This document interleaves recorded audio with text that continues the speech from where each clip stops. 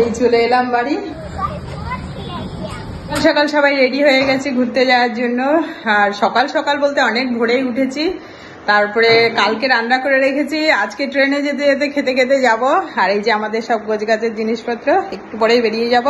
কোথায় যাচ্ছি ভিডিওটা দেখলে বুঝতে পারবে। এই দেখো আমাদের লাগেজটাও রেড, মহিও রেড করেছে, তারপর মহির বাবাও রেড করেছে। দেখো সবাই রেড করেছে, তাই না?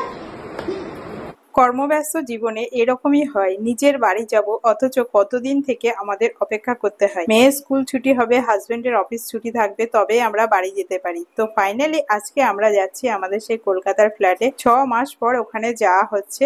আমাদের এই বাড়ি যাওয়ার জন্য আমার হাজবেন্ড 2 মাস আগে থেকে টিকিট কেটে রাখে, কেননা অনেক সময় টিকিট পাওয়া যায় না, তো আমাদের যেতে সমস্যা হতে পারে, ওই ভেবেই আগে থেকে কেটে রাখে। আর তারপরে ট্রেনে উঠে সব থেকে বেশি মজা হয় জানলার পাশে যদি সিট থাকে, আর যেহেতু টিকিট কাটা থাকে তো জানলার পাশে পাওয়া যায়, কিন্তু আমার মেয়ের জন্য কখনোই বসতে পারি না, উঠেই আগে জানলার পাশে বসে পড়বে। আর বাইরের দৃশ্যটা দেখতে এত সুন্দর লাগছিল। সেদিন কি সুন্দর মেঘলা মেঘলা ওয়েদার ছিল। আর যেদিনই আমরা কোথাও বেরোই মেঘলা মেঘলা ওয়েদার থাকলে আমার হাজবেন্ড বলবে আমার জন্য নাকি মেঘলা ওয়েদার অর্ডার করে রাখে। আমাকে মেঘলা ওয়েদার দেখেই বলতে থাকে তোমার জন্য আগে থেকে ফোন করে বলে রেখেছি, ওই জন্যই এত সুন্দর মেঘলা ওয়েদার। আর আমরা রাস্তায় যেতে যেতেই বৃষ্টি হচ্ছিল কোথাও কোথাও, তো এত সুন্দর ওয়েদারে বাইরের দৃশ্য দেখতে দেখতে ট্রেনের মধ্যে দিয়ে যেতে এত মজা লাগছিল কি বলবো।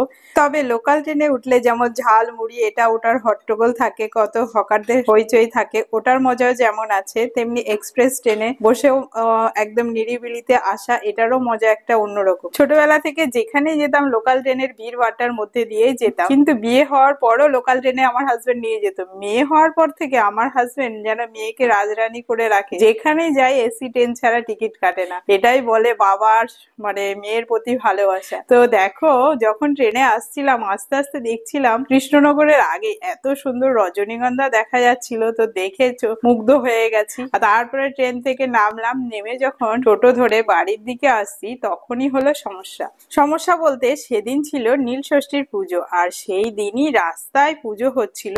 তো এত জ্যামে পড়ে গেছিলাম, ওইটুকুনি রাস্তা বাড়িতে যাব হেঁটে আমরা চলে যেতে পারি, কিন্তু যেহেতু আমাদের অনেক লাগেজ টাগেজ ছিল তো টোটো ধরেছি। টোটো ধরে আমরা যখন আসছি তো মন্দিরে পুজো হচ্ছে বলে ভিড়ের জন্য আমরা কিছুতেই আসতে পারছি না, অনেকক্ষণ দাঁড়িয়ে থাকতে হয়েছিল। তো তারপরে ফাইনালি আমরা চলে এসেছি আমাদের ফ্ল্যাটে। আর আসার পর মেয়ে তো অস্থির হয়ে গেছে কখন বাড়িতে ঢুকবে। যখন লিফটের কাছে এসছে তখন দেখে আমাদের লিফটটা একটু ঠিক করেছে, আমাদের বহরমপুরের লিফটটা যেমন আওয়াজ করে যখন নামিয়ে খোলে, তো এই লিফটটাও তাই করছিল। মেয়ে খুব উৎসাহ এতে দেখে, আর বাড়ির সামনে এসে তালা খোলার জন্য অস্থির হয়ে গেছে। অনেকদিন পর বাড়িতে আসছে, ওর মজাই একটা অন্যরকম। অপেক্ষা এই চলে এলাম বাড়ি। যাস না বাবা, কারণ অনেকদিন ঘরে থাকি না, তো ঘর দুয়ার সব ভয়ঙ্কর একটা গন্ধ হয়ে যায়। তো আমার হাজবেন্ড আগে ঢুকে যায়, ঢুকে গিয়ে দরজা জানলা খোলে, তারপরে আমরা ঢুকি। মুখের অবস্থা দেখো, একবার এসি, তারপরে নেমে আবার লোকাল ট্রেন, তারপরে আবার টোটো, প্রচুর চাপ। তো বন্ধুরা ভিডিওটা কেমন লেগেছে অবশ্যই কমেন্ট করে জানিও, আর ভালো লাগলে একটা লাইক